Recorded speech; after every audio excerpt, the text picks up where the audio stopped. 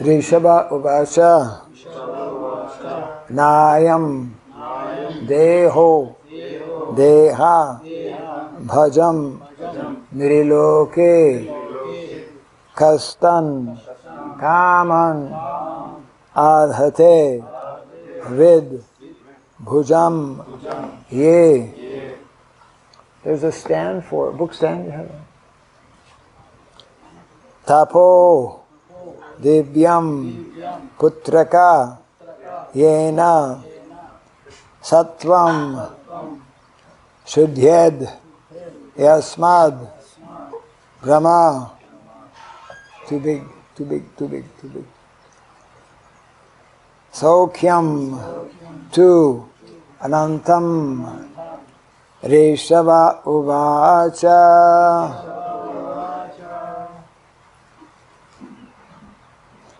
Nayam Deho Deha Bhajaman Riloke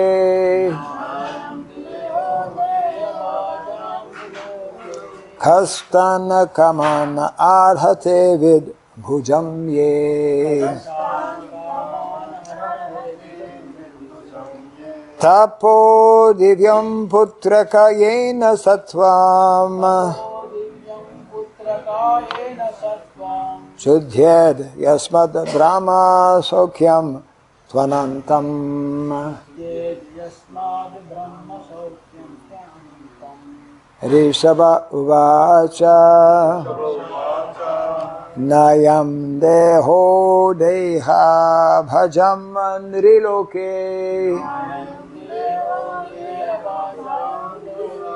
Kastana Kamana Arhate Vid Bhujam Ye. Tapo Divyam Putraka Yena Sattvam Shuddhyed Yasmad Brahma Sokyam Tvanantam. Rishabha Uvacha Nayam Deho Deha Bhajam Nriloke Kastana Kaman Arhate Vid Bhujam Ye. Tapo Divyam Putraka Yena Sattvam Shuddhyed Yasmad Brahma Sokyam Tvanantam.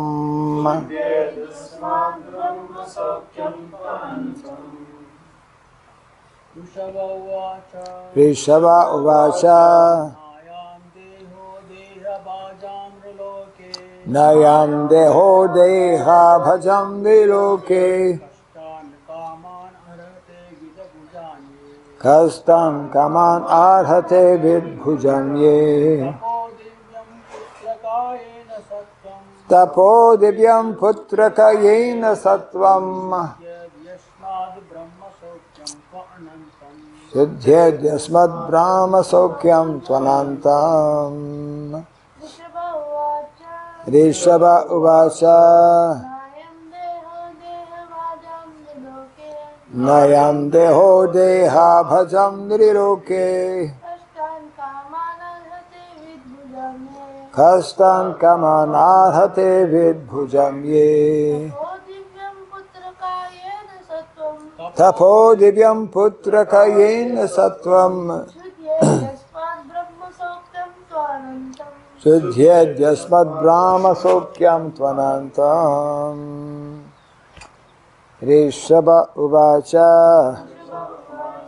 Lord Rishabhadev said, Na, not, I am this, Deha, body, Deha Bhajam, of all living entities who have accepted material bodies, Niriloke, in this world, Kastan, troublesome, Kaman, sense gratification, arhate, deserves, vit bhujam, of stool eaters,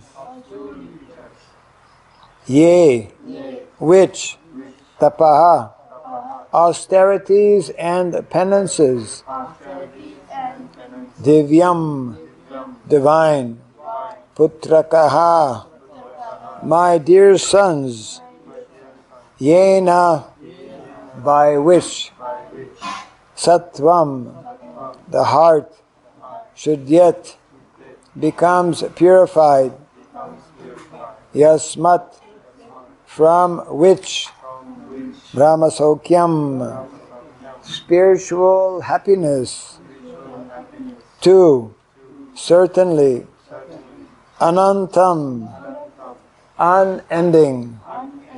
Translation and purport by His Divine Grace A.C. Bhaktivedanta Swami Srila Prabhupada ki.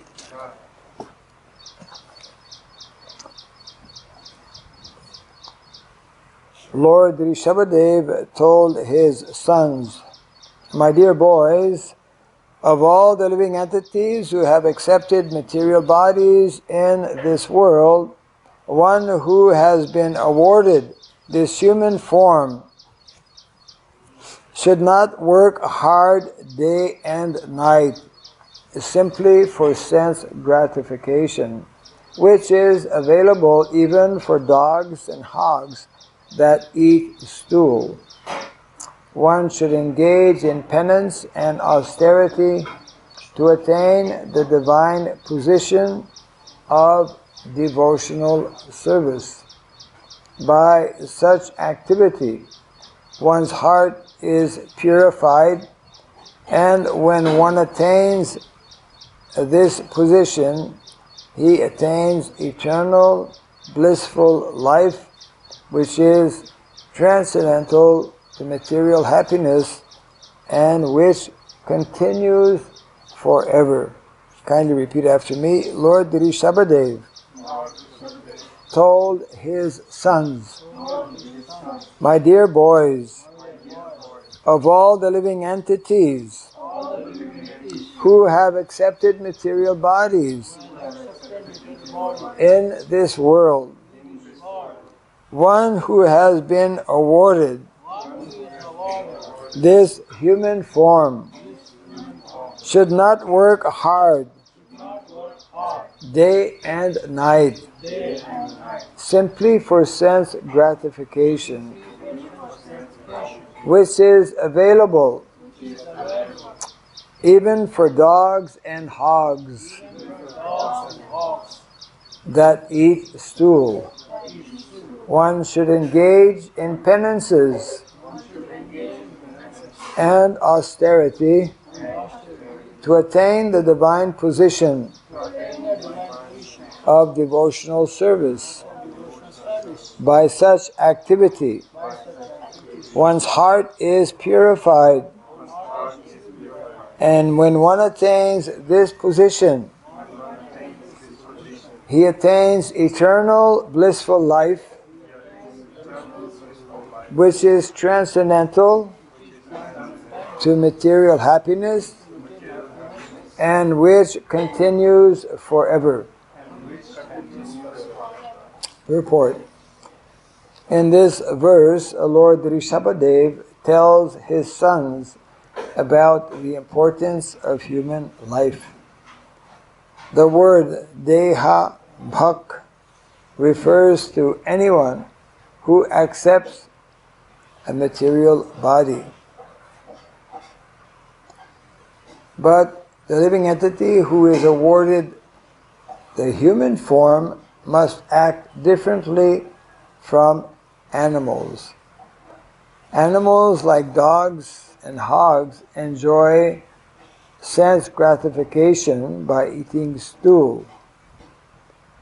After undergoing severe hardships all day, human beings are trying to enjoy themselves at night by eating, drinking, having sex, and sleeping.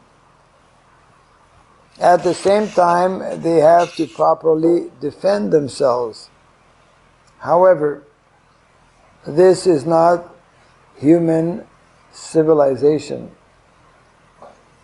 Human life means voluntarily practicing suffering for the advancement of spiritual life.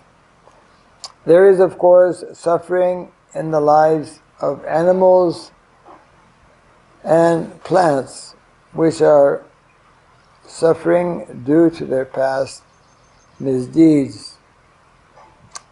However, human beings should voluntarily accept suffering in the form of austerities and penances in order to attain the divine life. After attaining the divine life, one can enjoy happiness eternally. After all, every living entity is trying to enjoy happiness, but as long as one is encaged in the material body, he has to suffer different kinds of misery. A higher sense is present in the human form. We should act according to superior advice in order to attain eternal happiness and go back to Godhead. One more paragraph here. Yeah. It is significant in this verse that the government and the natural guardian, the father, should educate subordinates and raise them to Krishna consciousness. Devoid of Krishna consciousness, every living being suffers in this cycle of birth and death perpetually. To relieve them from this bondage and enable them to become blissful and happy, Bhakti Yoga should be taught. A foolish civilization neglects to teach people how to rise to the platform of Bhakti Yoga. Without Krishna consciousness, a person is no better than a hog or dog. The instructions of Rishabhadev are very essential at the present moment. People are being educated and trained to work very hard for sense gratification, and there is no sublime aim in life. A man travels to earn his livelihood, leaving home early in the morning, catching a local train, and being packed in a compartment. He has to stand for an hour or two in order to reach his place of business. Then again he takes a bus to get to the office. At the office he works hard from 9 to 5. Then he takes 2 or 3 hours to return home. After eating, he has sex and goes to sleep. For all this hardship, his only happiness is a little sex. Yana maitunadi grihamedi sukham hitucham. Rishabhadev clearly states that human life is not meant for this kind of existence, which is enjoyed even by dogs and hogs. Indeed, dogs and hogs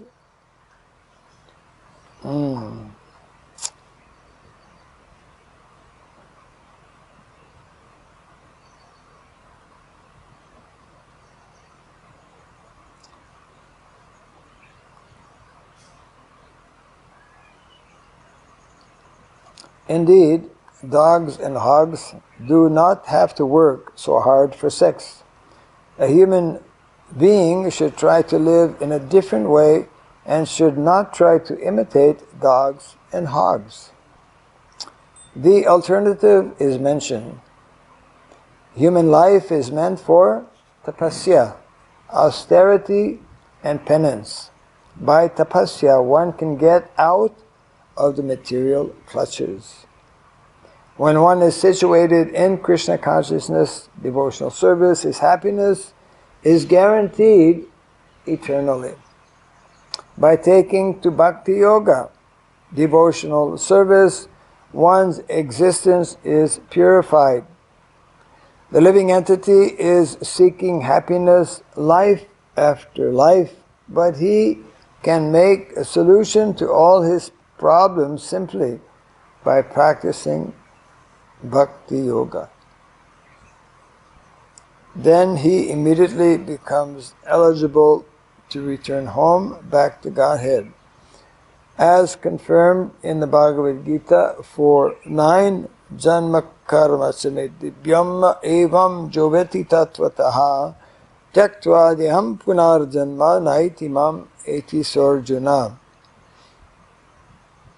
which is translated as follows: one who knows the transcendental nature of my appearance and activities does not, upon leaving the body, take his birth again in this material world, but attains my eternal abode, O Arjuna.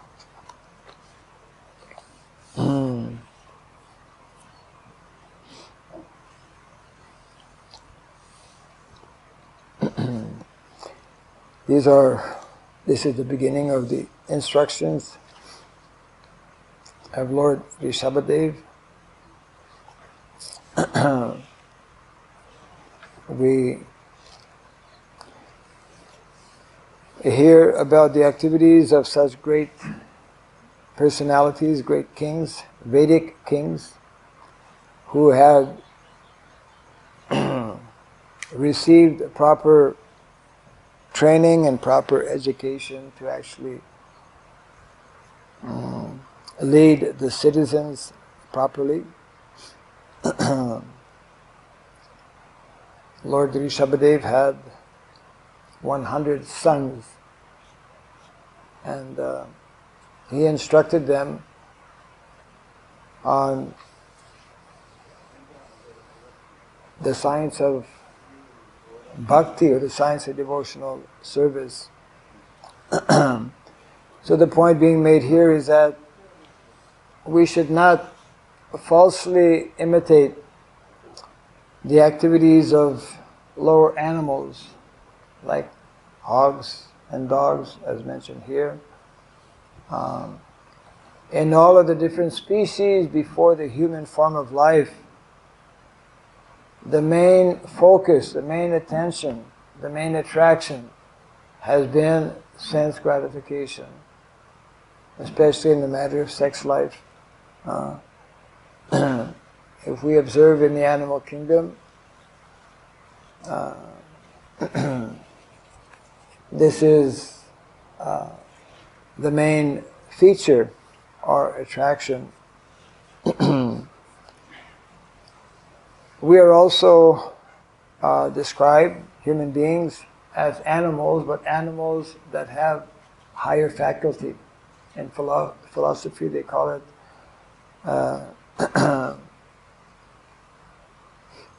man being an animal with the ability to reason, the ability, developed intelligence to understand things that other living entities in lower forms cannot understand. And therefore, if one is fortunate to be raised in such a culture where this practice is followed, this practice of um, avoiding unnecessary activities of sense gratification by the process, as given here, of discipline. Tapasya can be translated as austerity or discipline. Usually people don't like the word austerity very much because no one likes to practice too much austerity.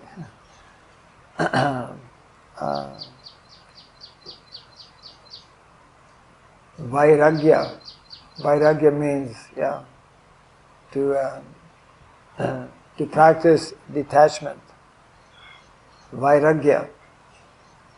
I was mentioning some time back how in Mayapur many years ago we had a book, small book, Prabhupada's book, entitled Vairagya Vidya. Vairagya Vidya. And we noticed that it was not selling very well because the word Vairagya was there. People don't like. So we changed the title and then the book sold very well. This Vairagya means detachment.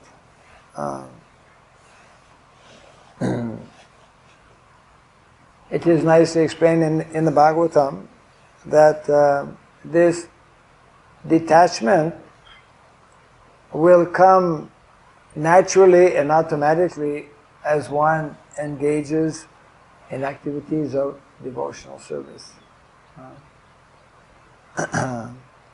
Vasudeve Bhagavati Bhakti Yoga Prayojitaha Janayati Ashu Vairagyam Gyanam Chayad Haitukam. These are the two results or effects of applying the process of bhakti yoga, devotional service. One is causeless knowledge. One will acquire knowledge. Knowledge will be revealed, actually, or uncovered, because knowledge is already there. Every living entity, by nature, is having knowledge. And of course, Krishna is the one who helps us understand more. He's the one who gives us transcendental knowledge. We see what happens. It's like the difference between day and night. When a civilization, as modern civilization is the typical example, modern civilization is not being, people are not being trained, people are not being taught to practice vairagya or discipline. And rather they are being encouraged. They're being enticed in so many ways to act, isn't it, on the platform of hogs and dogs, which, as we can see, the results are a totally broken society, whereby all kinds of bad effects or ill effects take place. People are not controlled in their eating. People are not controlled in their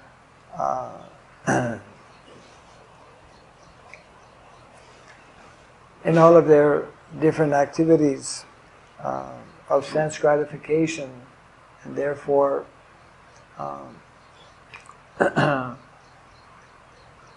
they develop all kinds of diseases, etc., like that. So here Lord Rishabhadev is that ideal leader, that ideal Kshatriya, who understands his responsibility of giving proper instruction to his sons. I think this will be explained later on in this chapter, how in the Vedic culture, one of the primary duties or responsibilities of leaders in society is to actually, that's one of the important instructions coming up, given by Rishabhadev. Guru na sasyat, pita na sasyat. One should not become a guru or a father or a leader in society unless one is able to deliver one's dependence, isn't it? So this is the Vedic norm and the Vedic standard, and this is what Srila Prabhupada in his various lectures, conversations would try to impress upon whomever he would meet, that human form of life is meant to be a life of responsibility. Is meant to be a life of duty. Dharma actually means duty. One of the meanings of dharma. Dharma means, of course, occupation, but dharma also, it's interesting, it has very different ways of translating it. Sometimes Prabhupada would explain dharma means law, the laws of nature, God's laws. And therefore, when we don't follow law, then we encounter all kinds of bad effects. When we go against the law of nature, in the same way that when we go against the laws, the established laws of the state, then we are immediately eligible to be punished. So in the very same way, when we break the laws of nature by not practicing discipline, by allowing our senses to be totally uncontrolled, then we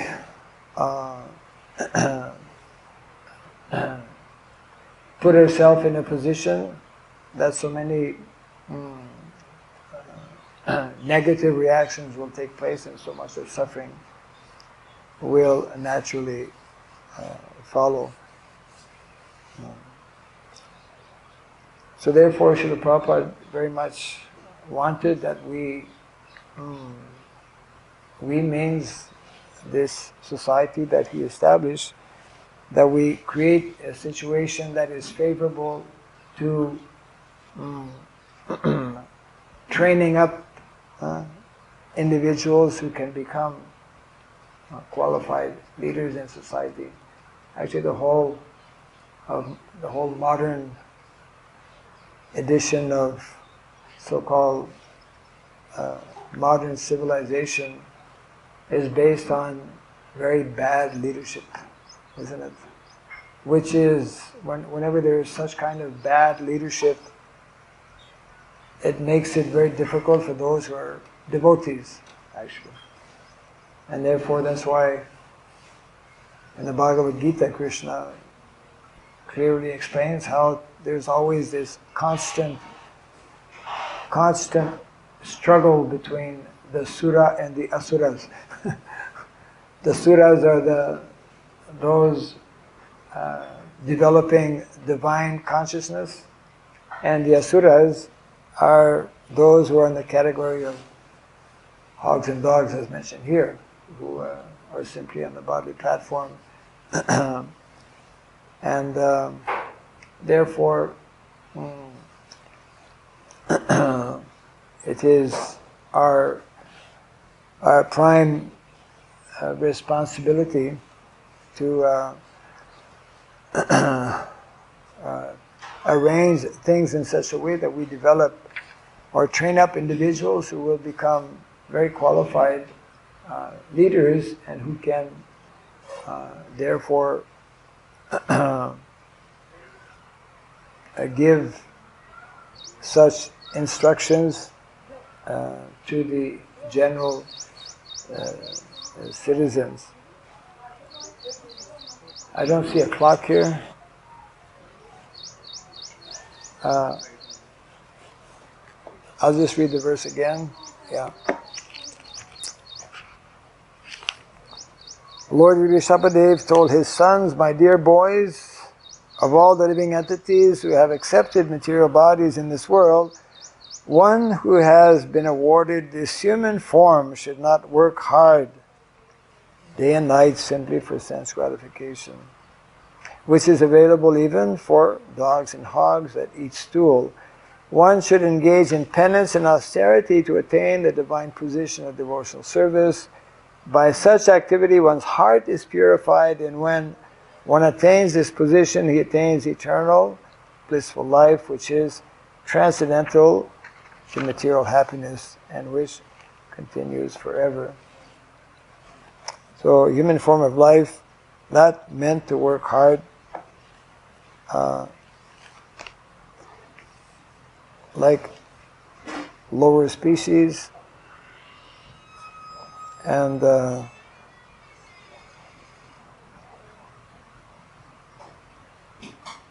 only by practicing penance and austerity one can actually properly take up the process of bhakti, which Prabhupada of course explains also, but in the text, important point is that this activity, this process of bhakti devotional service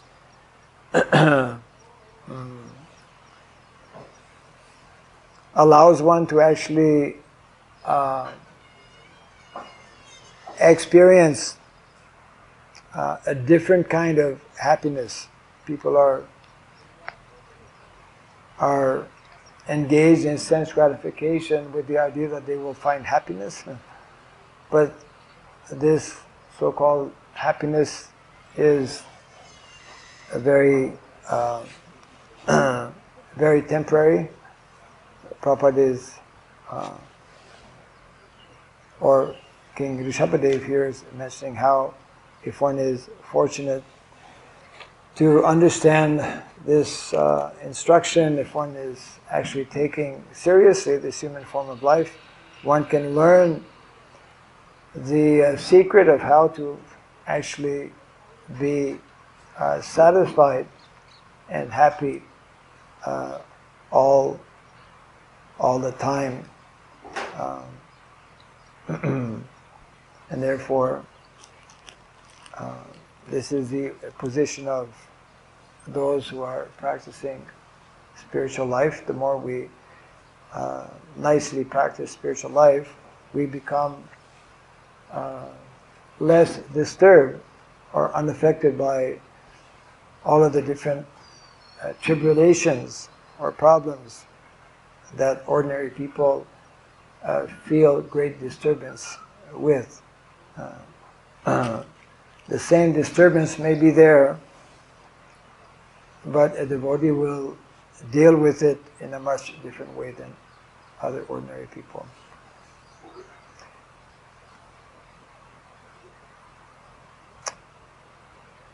So any comments or questions on this? Yes?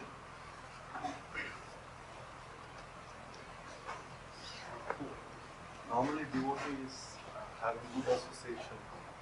Normally devotees Having good association. Having good association. And nicely, there's no sense gratification. It's difficult. It's not easy to get into sense gratification. When we are having good association, it's not so easy to engage in sense gratification. But it's very difficult to get association all the time devotees. Yes. And that when there is no association, it's More not difficult. easy. Yeah. Maya is stronger to, Dominate. or Maya dominates more. Right. So the question is,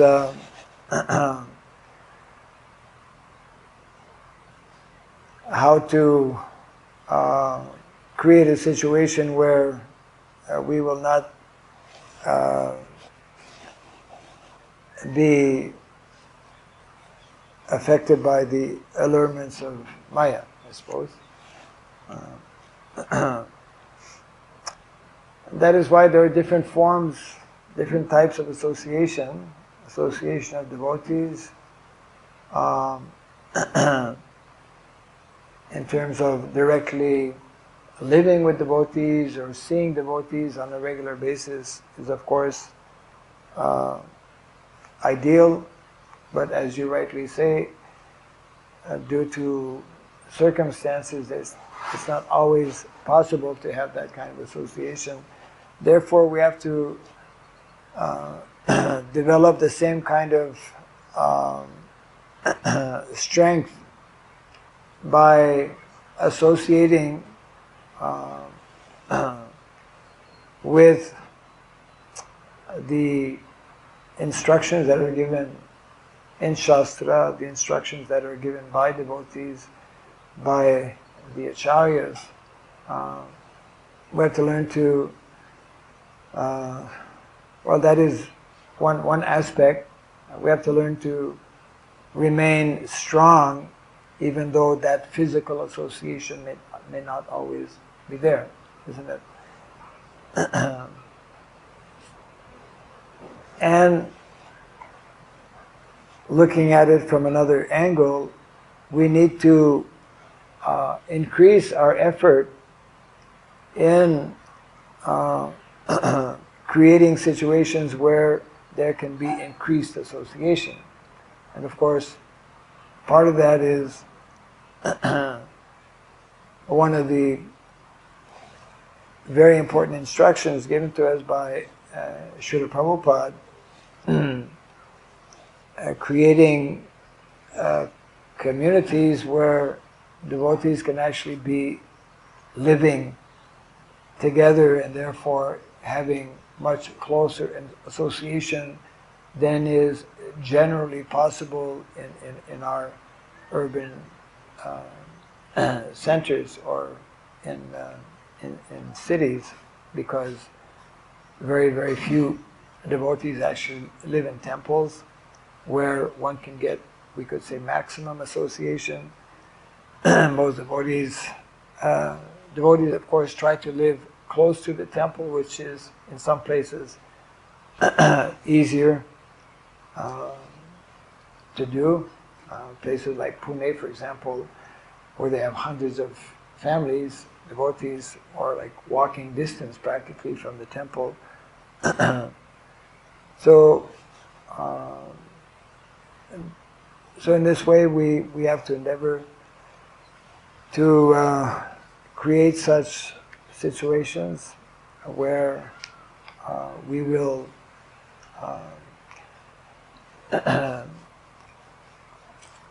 not find ourselves in a position of danger, because yes, when we are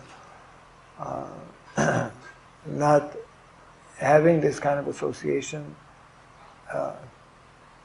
it is more difficult to cope with the various challenges and problems and allurements of Maya, etc. like that. So that's one reason why Kamyavana is here also. And we need to, that's why Prabhupada wanted, as we know, that we create Vrindavan not only in our minds but physically manifest. It's just like, there's a whole, I was talking about this yesterday with Ananta Tirtha Prabhu. somehow we were talking on the topic of education. There's a recent term I recently came across that is called forest pedagogy. Forest pedagogy is having to do with this is being understood more and more by various educators and scientists also. Just like previously in the Vedic culture we had the term, and that was also happening, forest university. University was in the forest because the teacher was in the forest. The teacher was the sadhu, the sadhu who understood that let me get away from all the maya that is there. Ordinary people are generally not so serious about spiritual life. So sadhus traditionally, or like vanaprastha, people who take vanaprastha, vana, forest, would actually literally go to the forest. Now modern day society has practically destroyed all the forests. You can't go to the forest. There is no forest, or much less. And even whatever forest is there now is being burnt, is burning as we speak right now. Huge, so the idea is to, the point I was making is that it's becoming more and more known and understood that our ability to learn as, for example, as students, and it's not only for students, in many ways we remain students in that there's always things to learn, but our ability to learn, our ability to associate, our ability to gain knowledge, our ability to grow as individuals happens more easily, more quickly in a natural environment, like a forest or like a village. So therefore there is forest pedagogy and there is also village pedagogy, which raises a very interesting point that we have practically destroyed this more natural way of living, which more easily allowed for this kind of association. People in villages traditionally were much closer to one another than in the city. In the city you may be living in your high-rise apartment for many years without even knowing the name or even shaking hands with your neighbor. Might not even see him. So Prabhupada has given us different ways by which we can increase. The whole mission or movement of Lord Chaitanya is based on this kind of, needed association. The Sankirtan movement is the movement of congregation. Congregation means where association is more easily is facilitated. So it's an important point actually, because when we are in association with devotees, which is the point you're making, we have much, much better chances of being protected, isn't it? So the idea is also the more we learn to engage ourselves in all kinds of positive, favorable, Krishna conscious activities, then we won't have time. We will not be attracted to other kinds of activities.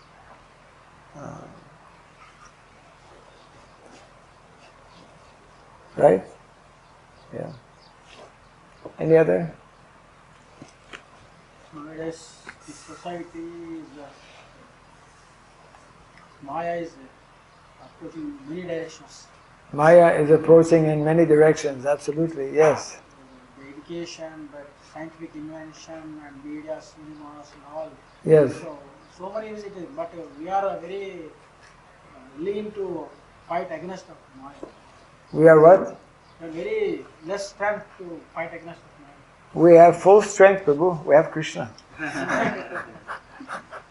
we have to take action immediately. Arjuna was outnumbered. The Pandavas were outnumbered, but they had Krishna. You know, Krishna, he gave his whole army to Duryodhana, and he thought, "My God, now I'm in a good position." So it's like it's the same thing. The majority of people in the world are in so many different ways under the influence of Maya. And the number of devotees are, yes, very small. But Krishna is the deciding factor. And therefore, we need to have more bullock carts. I was just asking Sri Ram Prabhu, what's the cost of a pair of bulls? Prabhupada wanted that we have the program. We should have every community that we have should have a bullock cart. Prabhupada even gave instruction that from your village, from your community, you go east, west, north and south, from village to village, introduce the holy name, distribute some books, distribute prasadam. In this way, gradually, non-devotees become devotees, isn't it? So millions of such costs required, so mass purpose. Millions of? Billion costs. Yes. Millions. Good number. Good beginning. Yes, we should have actually in every district. How many districts in Indonesia? Telangana. No. How many districts? I'm not Indonesia, India, sorry. In India there are how many states? 29 states. 29 states. Okay, so round it off to 30, because it's going to happen sooner or later. 30. So within each state there are at least 15, 20, let's say 20 districts. So 20 times 30, already 600. So 600 bullock carts should be there. One for every district. And then one for every mandal, one for every sub-district, and then one for every village. Yeah, definitely. So we that's one of the practical, Prabhupada gave us that instruction so many years ago, but we are still, depending and relying on these very unreliable machines, cars and motorbikes, etc., like that. But this is just to see the bulls sitting in the morning. I was noticing as we were having Mangalarti how they're both sitting looking towards the east, waiting for the sun to come up. Exactly the same position, both of them. So that's a very concrete way to actually bring about changes, to fight against Maya, to remain busy, engaged, and whatnot. So, as Sri Ram Prabhu was telling me this morning, and I hope he doesn't mind that I put this in public. He's planning to get bullock cart with bulls with bullock cart, with the same idea of going around. We should do the same thing for Narasingapalli, same thing for Hibri, wherever we have, that should be there. For plowing, for going around.